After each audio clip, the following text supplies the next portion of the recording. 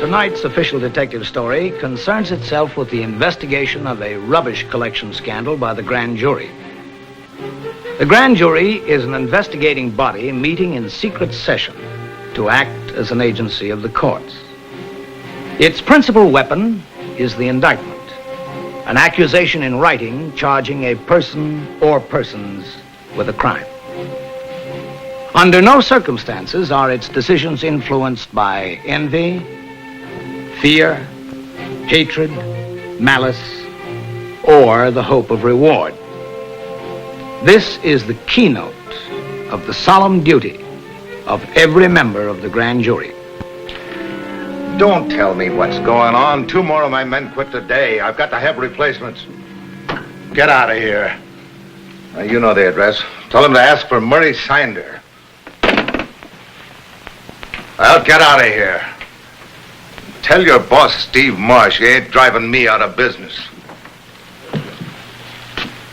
Now, did I say I was going to drive you out of business? You listen to me, Marsh. I don't care what you call it. I said I wanted to buy you out for $10,000. The business is worth $50,000. I spent my life building it up. I got a wife and family. I can't sell and I won't. Too bad. This is a free country. You can't make me sell. I won't stand still for it.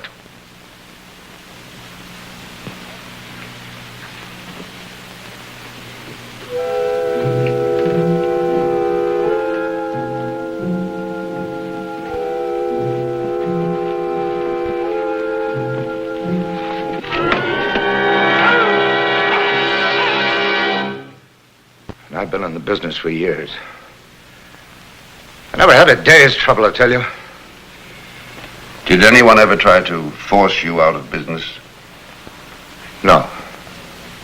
Or buy you out at a loss? No. Mr. Sander, you are under oath. Will you please cooperate? I got nothing to say. All right. We'll start over again.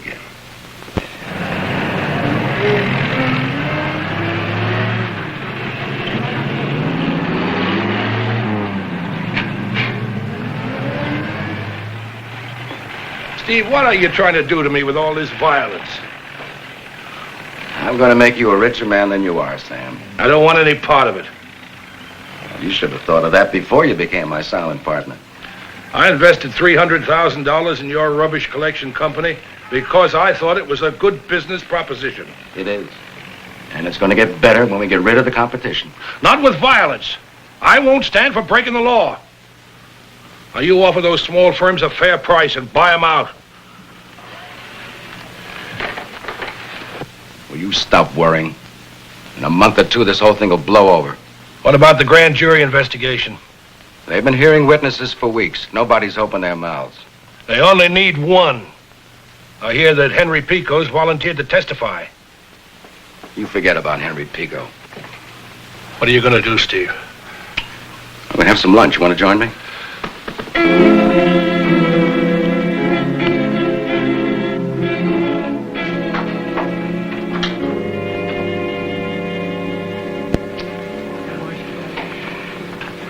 Looks as if everybody's here but our star witness, Henry Pico. I know. He was due 2 hours ago. Yeah. Hey, don't I got enough trouble? I gotta be subpoenaed to go before the grand jury, tell them I'm bankrupt, out of business. What are you trying to do? You want to get us all killed? Look, all you have to do is tell the truth.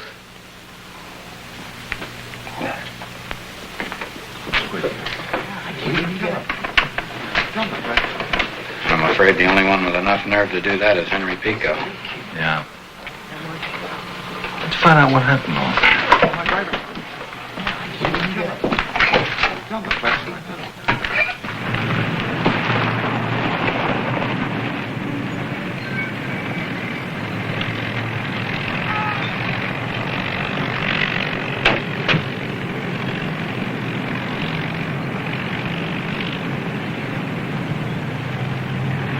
on, John. Take a look inside.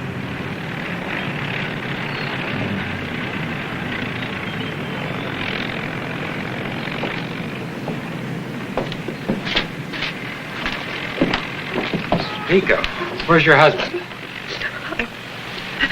I don't know. I don't know. He didn't come home last night. Well, did he work late? The drivers had quit. So he took the route himself. But he promised he'd be home as soon as he unloaded at Austin's dump yard. Well, when did you hear from him last?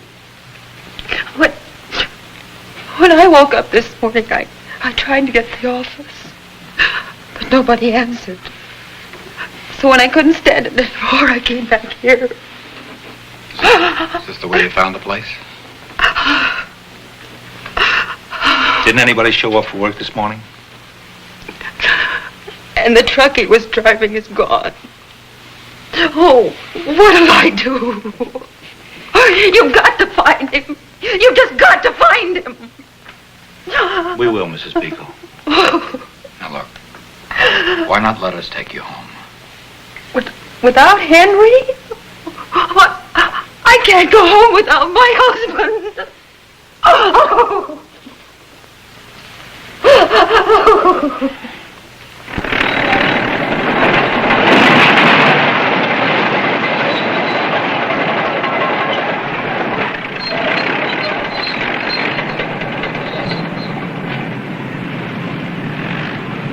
And when I came on duty this morning, Pico's truck was parked right on the edge of the excavation.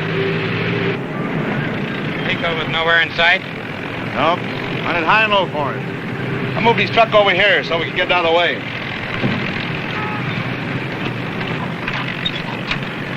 I found a couple empty pints and some beer cans in here. Pico sure must have been loaded. Pico's a Quaker. He doesn't drink.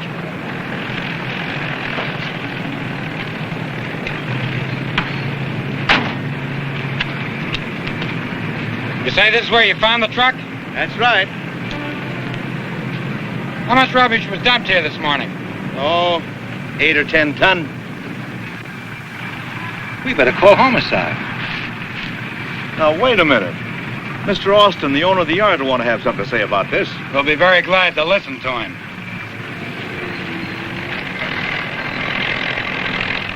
Gentlemen, that land out there has been in my family for 80 years.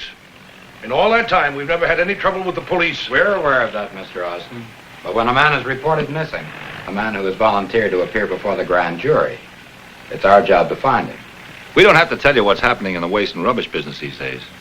A terrible situation. I'd do anything to stop it. The grand jury would appreciate your cooperation, sir. I'm afraid the grand jury already knows all I can tell them. Is it true, Mr. Austin, that your outfit does more business with Marsh and Company than all the other independent rubbish collectors combined? Yes, Marsh's company's really rolling these days. Steamrolling, you mean? There's never been any trouble until he came into town. I know that Marsh is running a big-time operation, but to imply that he's deliberately driving other people out of business is a serious accusation. And that's why the grand jury is investigating Mr. Austin. Will they indict him? We don't know. But if they do, you can bet your bottom dollar the grand jury will have enough evidence to make it stick. Well, any information you can give us could be of great value. I'm afraid you overestimate my importance. I do business with every waste and rubbish collector in the city.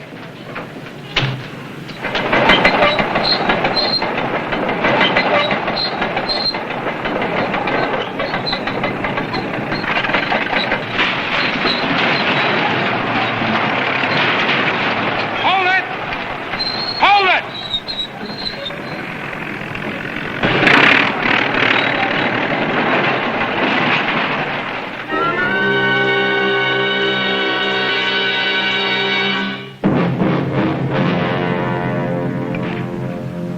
I don't care.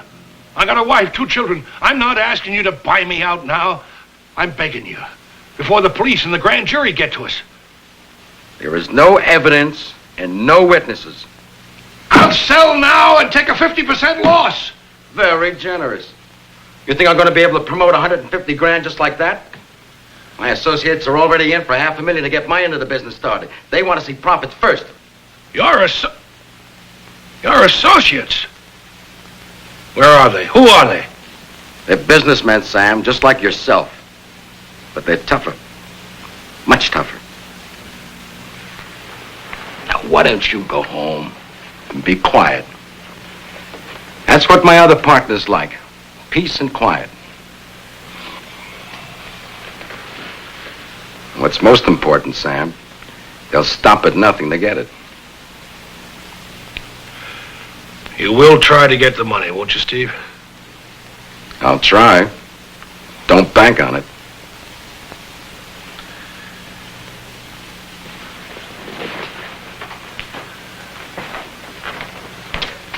The coroner reports that Henry Pico was beaten into unconsciousness, but he was still alive when he was thrown in the dump. His death was caused by suffocation from the debris that buried him. Now, the charge against the assailants is murder. And to date, we've questioned dozens of suspects, but without any success. Now, your own investigators have come up with a plan of action which they would like to present to the grand jury. Mr. Driscoll. Mrs. Pico is determined to carry on her husband's business, but she needs help. Mr. Kennedy and I want to go to work for her. As drivers, take over a regular collection route. In the light of what's already happened, Marsh's thugs will try to stop us. And all we want is to get our hands on one hoodlum who'll panic and testify to protect his own skin. And the grand jury will have enough information to indict Steve Marsh. Any objections?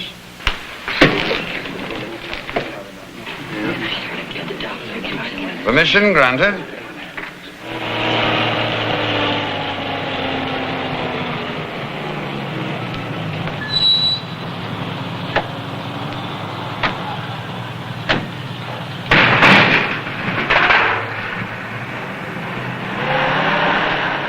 Here we go.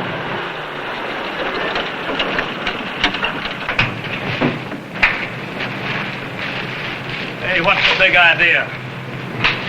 Well, Pico's been servicing this factory for the past year. They're Marsh's customers now. Oh, you must be mistaken. Why don't you get lost, Buster?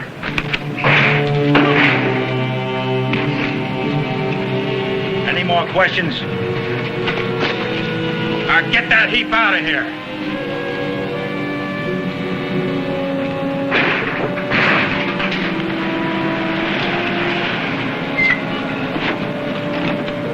Here we go again.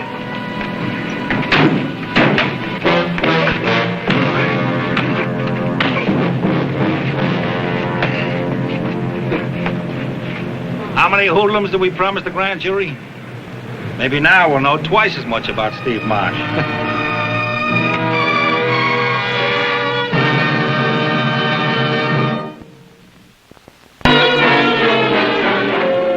You're off a little bit more than you could chew this time, didn't you, boys? Trying to take on a retired cop and an ex-FBI man. All right, let's go downstairs. Just a minute, Sergeant. My name is Dellert. I'm an attorney. Writs of habeas corpus for my clients, Mr. Grimes and Mr. Stacy. That figures. Steve Marsh a client of yours, too?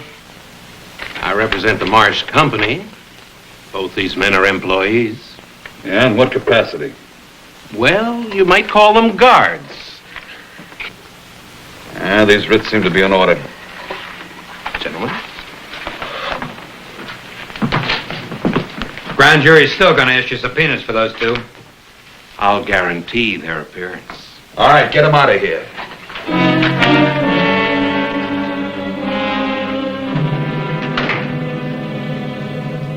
That's why I called you in, Sam. I finally heard from my associates. They're going to buy me out? No. Maybe I could go to them and explain. Tell me who they are. Sam, you're a fool. Maybe you want to die before your time, but I don't. Now, they want action. And if they don't get it, both of us better start running. They wouldn't dare. I'm following orders, and so are you. And here's the message for today. As of now, no one else uses your dump yards but Marsh and Company. I can't do that. There isn't another private dump yard within 50 miles. The small contractors will spend the whole day going back and forth. They'll lose their accounts. That's good thinking, Sam. Get your yard superintendent on the phone. Tell him what to do.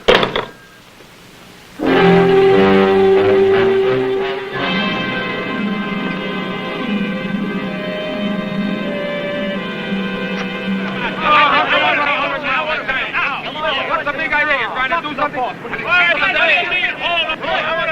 Here comes Austin now. Sam, what are you trying to do? What about this? I want to see it. How come? I want to talk to you about that. What about the business? What are you trying to do? Come on. I want to. It's my guess Austin is following Marsh's orders. Yeah. Well, there's only one way to find out.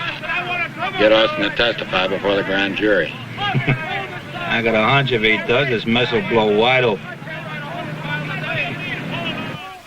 Closing up his dump yards put him right in the middle of this fight. We think he's tied in with Marsh.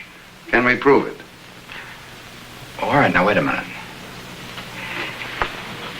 If we confront Austin with Marsh's hoodlums and all the other witnesses who refuse to cooperate, somebody might be frightened enough to crack. I refuse to answer on the grounds that it might tend to incriminate me. Mr. Grimes, have you ever been convicted of a felony? I refuse to answer.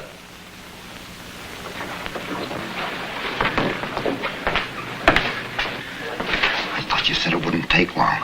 Charlie's been in there over an hour. I don't care if he's in there all day. As long as he keeps repeating what I told him to say. Tell me what I say again.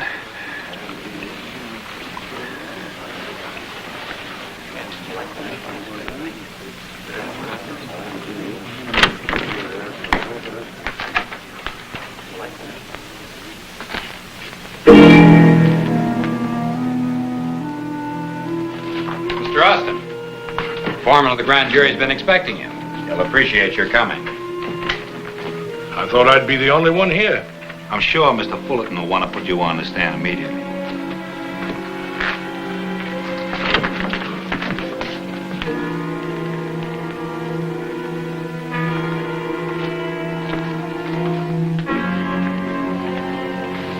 What's he doing here? I don't know. Where you going? To call Marsh.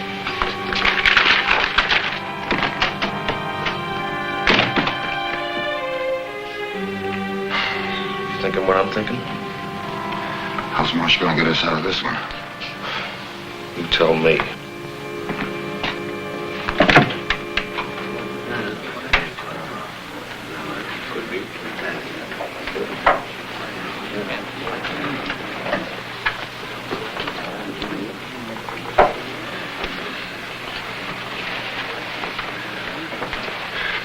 Austin's been in there almost 2 hours. He must be spilling good. Let's get out of here.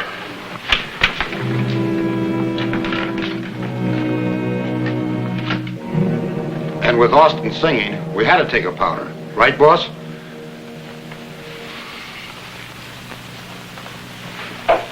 What about it? Do you want us to get out of town? After you take care of Austin.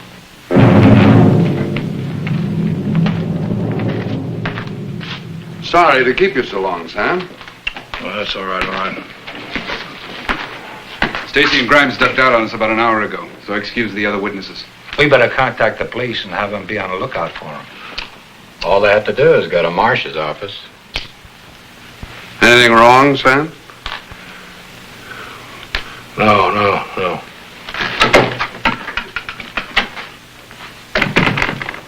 How'd you make out with him? He's frightened out of his wits. He sat on that witness stand for 3 solid hours and didn't tell us a thing. Yes, but Steve Marsh doesn't know that.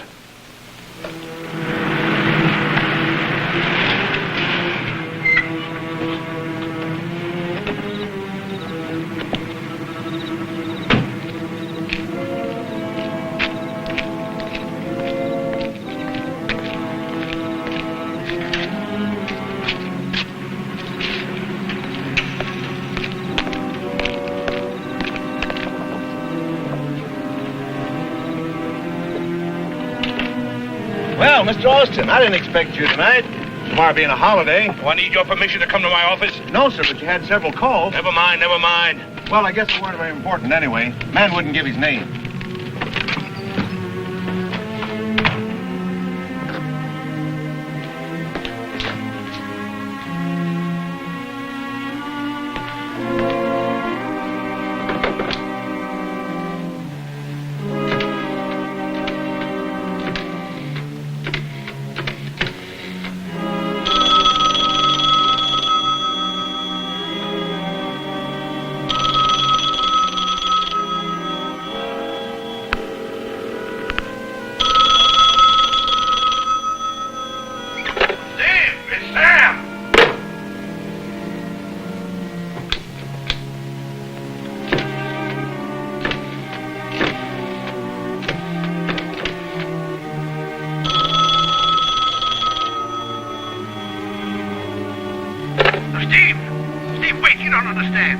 I didn't tell the grand jury anything. Steve! Steve, please believe me. Steve!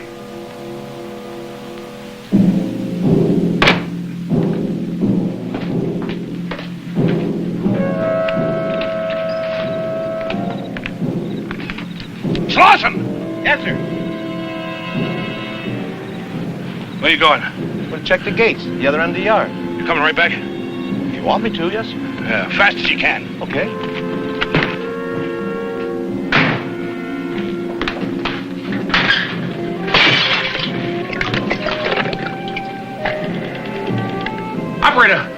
Operator, get me the police. Operator, can you hear me? Sloane! Sloane!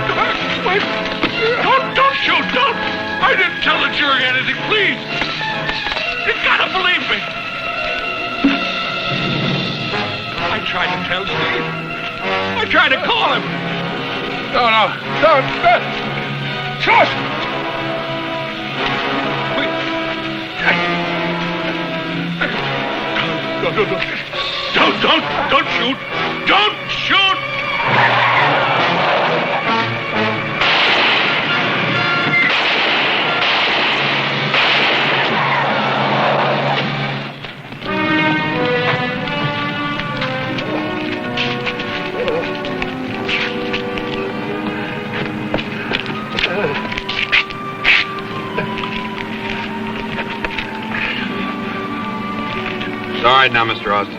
You're safe. Come on, Mr. Austin.